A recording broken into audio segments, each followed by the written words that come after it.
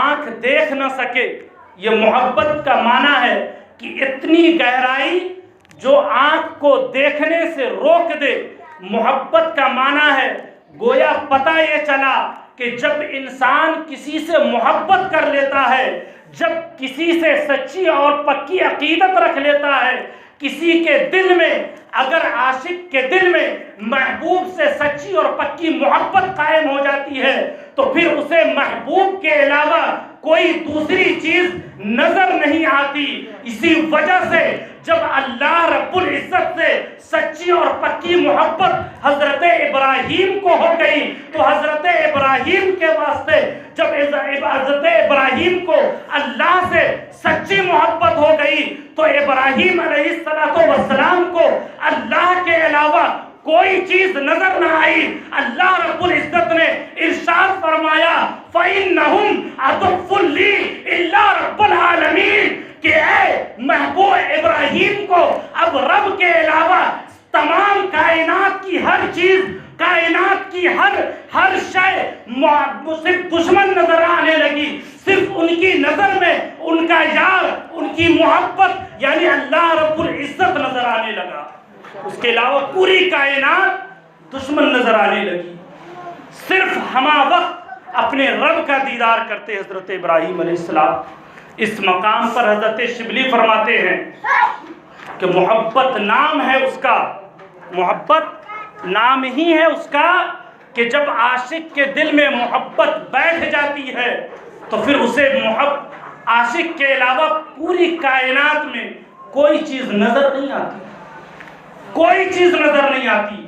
تو اسی وجہ سے جن اولیاء یہ خواجہ غریب نواز، حضور وارث پاک عالم پناہ، حضور مخدوم اشرف، حضور غوث العظم، جب اللہ سے ان کو سچی اور پکی محبت ہو گئی تو سالہ سال تک بھوکا رہنا پڑا.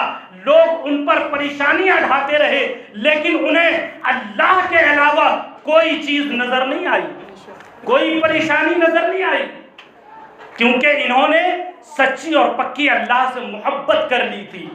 جب کوئی بندہ اللہ سے سچی محبت کر لیتا ہے تو اللہ رب العزت کیا فرماتا ہے؟ یا ایھا الذین آمنوا من یرتد منکم عن دینہ فسوف یأتی اللہ بقوم یحبهم ویحبونہ. اللہ فرما رہا ہے کہ جب کسی بندے سے اللہ کو محبت ہو جاتا ہے، جب کسی بندے سے اللہ کو محبت ہو جاتا ہے، جو بندہ اپنے آپ کو اللہ کی یاد میں فنا کر دیتا ہے، اپنے ہر ایک وقت کو اللہ کی یاد میں قربان کر دیتا ہے تو اللہ فرماتا ہے اس کے لیے یحبہم ویحبونہ کہ ہم اس شخص سے محبت کرتے ہیں. اب یہاں پر غور کرنے کی یہ بات ہے، اللہ نے یحبونہم نہیں کہا قرآن میں. یحبونہم کہتا تو یہ ہوتا ہے کہ وہ لوگ یعنی اولیاء اللہ، ان کے نیک بندے پہلے اللہ سے محبت کرتے ہیں پھر بعد میں اللہ ان سے محبت کرتا. ایسا نہیں کہا، بلکہ پہلے یحبہم، پہلے اللہ اس بندے سے محبت کرتا ہے جو خود کو اللہ کی بارگاہ میں فنا کر دیتا ہے. اور واضح کر دوں کہ پہلے اللہ رب العزت حضور خواجہ غریب نواز سے محبت کرتے ہیں، پہلے اللہ رب العزت حضور وارث عالم پناہ سے محبت کرتا ہے، بعد میں حضور وارث پاک اللہ سے محبت کرتے ہیں. یہ اولیاء کا مقام ہوتا ہے. اور دوسری جگہ میں اللہ کے رسول صلی اللہ علیہ وسلم نے حدیث میں ارشاد فرمایا کہ یہ محبت جو ہے نا، محبت یہ بعد میں دنیا والوں کے دلوں میں اللہ نے ڈالی ہے. یہ محبت اللہ نے اہل زمین پر بعد میں ڈالی ہے. پہلے حضور خواجہ غریب نواز کی محبت کا دھوم اللہ نے آسمانوں پر مچایا ہے، اپنے فرشتوں کے بیچ میں مچایا ہے. اس کے بعد کہا کہ اہل زمین والوں اب تم ان اولیاء اللہ کی محبت میں اپنے آپ کو قربان کر دو. اللہ کے رسول صلی اللہ علیہ وسلم ارشاد فرماتے ہیں اذا احب اللہ العبد قال لجبریل، اے جبریل، اللہ تعالی حضرت جبریل سے فرما رہے ہیں کہ اے جبریل، ہمیں فلاں شخص سے محبت ہو گئی، ہمیں خواجہ غریب نواز سے محبت ہو گئی. حضور غوث العظم سے محبت ہو گئی، حضور وارث پاک سے محبت ہو گئی، اب تو بھی جبریل فرماتے ہیں میں کیا کروں؟ اللہ فرماتا ہے یا جبریل انی احب فلانا، کہ ہم اس سے محبت کرتے ہیں، اب تو بھی جا اس شخص سے محبت کر۔ پھر جبریل فرماتے ہیں کہ فَأَحِبُّهُ میں بھی اس سے محبت کرتا ہوں، اب کیا حکم ہے؟ اللہ فرماتا ہے فَيُحِبُّهُ جبریل ثُمَّ يَقُولُ جبریل لِأَهْلِ السَّمَاءِ، اے جبریل اب تم اس سے محبت کرتے ہو، اب جاؤ اہل آسمان والے سے کہو کہ اللہ فلاں شخص سے محبت کرتا ہے، تو بھی اس سے محبت کر۔ پھر جب حضرت جبریل اہل آسمان کو جا کے کہتے ہیں کہ اللہ اس شخص سے محبت کرتا ہے، تو اہل آسمان کہتا ہے ان اللہ قد احب فلانا فیحبہ اہل السماء، کہ ہم اس شخص سے محبت کرتے ہیں جس سے اللہ محبت کرتا ہے۔ پھر اس کے بعد اللہ فرماتا ہے کہ اب اہل آسمان تو محبت کر لیے، اہل ملائکہ تو محبت کر چکے، اب اس محبت کو جاؤ ثم یصنع له القبول فی الارض فیحبہ اہل الارض، کہ تم جاؤ اب ان اولیاء اللہ کی محبت کو، ان عاشقان الہی کی محبت کو اہل زمین کے قلوب میں ڈال دو۔ جب حضرت جبریل اس اہل زمین کے قلوب میں ان کی محبت کو ڈال دیتے ہیں، اس کے بعد اہل زمین کہتا ہے کہ ہم بھی اس شخص سے محبت کرتے ہیں جس سے اللہ رب العزت محبت کرتا ہے۔ اور یہی ان کی محبت کی علامت ہے، ان کی محبت کی یہ علامت ہے کہ آج دمادم لوگ حضرت خواجہ غریب نواز کی یاد مناتے ہیں، حضرت وارث پاک کی یاد مناتے ہیں، حضرت صابر پاک کی یاد مناتے ہیں۔ اب جان لے کوئی شخص اگر کسی کو پسند نہیں کرتا ہے نا، کوئی شخص اب دنیا میں بھی دیکھتے ہیں، اگر آپ کسی شخص سے بات کرنا پسند نہیں کرتے تو پھر آپ اس کی یاد بھی نہیں مناتے ہیں، پھر اس کی یاد نہیں مناتے ہیں۔ گویا اگر کوئی بندہ کسی کی یاد مناتا ہے تو اس کے یاد منانے کی دلیل یہ ہے کہ وہ شخص جو ہے کہ اس بندے سے اللہ کی وجہ سے سچی اور پکی محبت کرتا ہے۔ اور جب کوئی بندہ اللہ کے لیے کسی بندے سے محبت کرتا ہے تو اس بندے کی شان یہ ہوا کرتی ہے کہ اللہ کے رسول صلی اللہ علیہ وسلم نے ارشاد فرمایا کہ جو بندہ میرے لیے یعنی اللہ کے لیے کسی بندے سے محبت کرتا ہے تو کل قیامت کے دن اللہ رب العزت اس شخص کے لیے ایسے نور کے ممبر بچھائے گا، ایسے نور کے ممبر لگا دے گا کہ جس نور کے ممبر کو دیکھ کر ملائکہ اور انبیاء بھی رشک کریں گے۔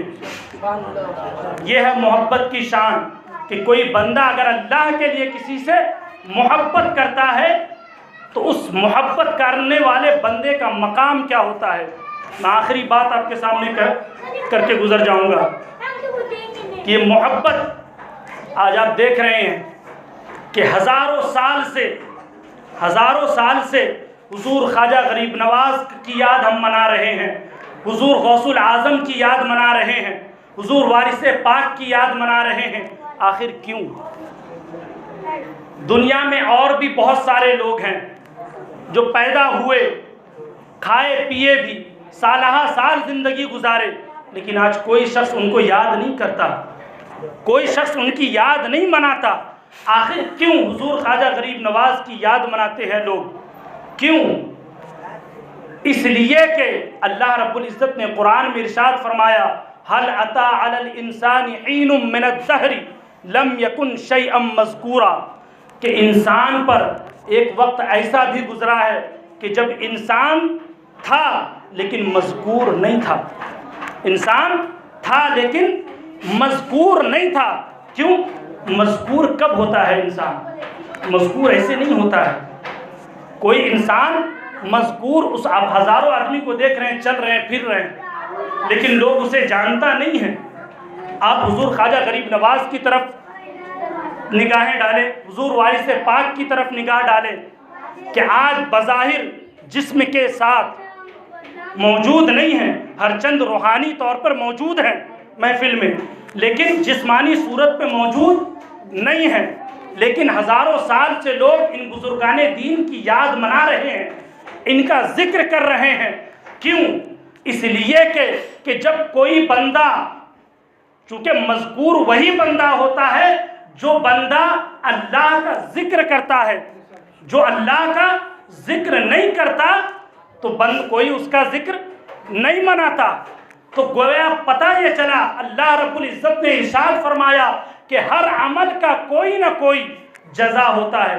اب کوئی بھی عمل کرے اس کا کوئی نہ کوئی بدلہ ہوتا ہے، لیکن جب کوئی بندہ اللہ سے محبت کرتا ہے، اللہ سے عشق کرتا ہے، تو اس محبت اور عشق کا بدلہ یہ ہے کہ اللہ فرماتا ہے یا ایھا الذین آمنوا اذکروا اللہ ذکرا کثیرا، کہ اے ایمان والو تم اللہ کا خوب ذکر کرو، کیونکہ جب تم اللہ کی یاد مناؤ گے، اللہ کا ذکر کرو گے، تو اس ذکر کے بدلے میں اللہ رب العزت اس کا بدلہ تمہیں یہ دے گا کہ اللہ فرماتا ہے فاذکرونی اذکرکم، کہ تم میرا ذکر کرو ہم تمہارا ذکر کریں گے، تم میری یاد مناؤ ہم تمہاری یاد منائیں گے۔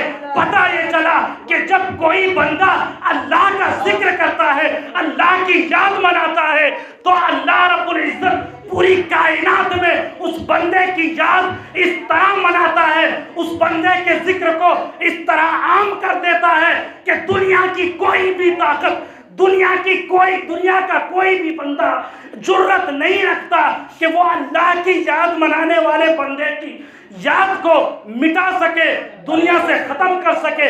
یہی وجہ ہے کہ دنیا سازش رچتی رہی لیکن آج تک خواجہ غریب نواز کے نام کو مٹا نہیں سکی، کبھی نہیں مٹا سکی، کیونکہ اللہ نے ان کے ذکر کو لوگوں کے قلوب پر مسلط کر دیا۔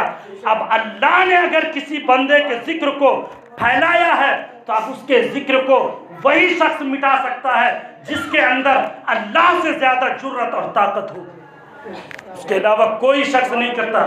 میں آخری حدیث پڑھتا ہوں، ختم کر دیتا ہوں بات۔ آپ دیکھے ہوں گے، ابھی حضرت نے بھی کہا، بہت سارے واقعات سنائے کہ بزرگان دین جو اللہ کا محبوب بندہ ہوتا ہے، یہ اولیاء کی بہت بڑی صفت ہوتی ہے۔ قرآن میں بھی اللہ نے ارشاد فرمایا کہ جو شخص اللہ کا جتنا قریب ہوتا ہے، جتنا محبوب ہوتا ہے، اللہ اسے اتنا ہی آزماتا ہے۔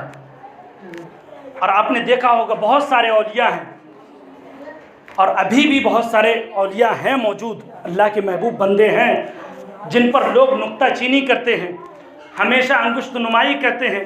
خواجہ غریب نواز پر بھی انگشت نمائی ہوئی، حضور غوث العظم پر بھی ہوا، حضور وارث پاک پر بھی ہوا، حضور مخدوم اشرف جہانگیر پر بھی ہوا، لیکن اب جان لے کہ ان کو کبھی کوئی نقصان نہیں پہنچا۔ لوگ اپنی کوشش کرتے رہے لیکن اس کا کوئی رزلٹ نہیں ملا۔ کیوں؟ اس لیے اللہ کے رسول صلی اللہ علیہ وسلم نے ارشاد فرمایا لا یزال طائفۃ من امتی ظاہرین علی الحق لا یضرهم من خذلهم، کہ دنیا میں ایک ایسی